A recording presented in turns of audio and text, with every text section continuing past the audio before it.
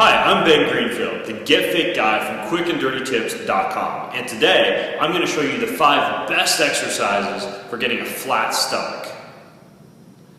The important thing to remember when you're trying to get a flat stomach is that you have to work each of the different muscle sections of what's called your core, which is that band of musculature that surrounds your midsection. So, you'll want to do an exercise for the front of your core, an exercise for each of the sides of your core, an exercise for the back of your core, and then preferably a full body exercise that ties everything together. The first exercise that you're going to do is for the front of your stomach. And rather than doing a traditional crunch, instead, what you're going to do is get into what's called a front plank position. And in a front plank position, you're going to be able to incorporate all of the muscles that run from the top of your abs all the way down to your deep pelvic musculature.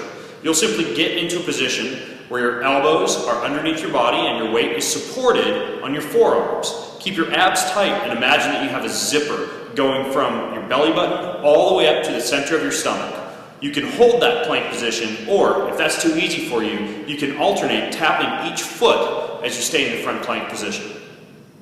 The next 2 exercises are for the sides of your abs, and these are somewhat similar to the front plank. What you're going to do is from that front plank position, you'll simply shift onto either your left arm or your right arm and get into what's called a side plank position, which is going to work a lot of those oblique muscles that run down either side of your abdominals. Similar to a front plank, you can hold that side plank position, or you can rotate your hips down towards the ground and then away from the ground as you hold the side plank position for a more advanced version. The next exercise that you're going to do is for the back of your core, or your low back. This exercise is called a bridge, and to do a bridge, you get into a traditional sit-up position.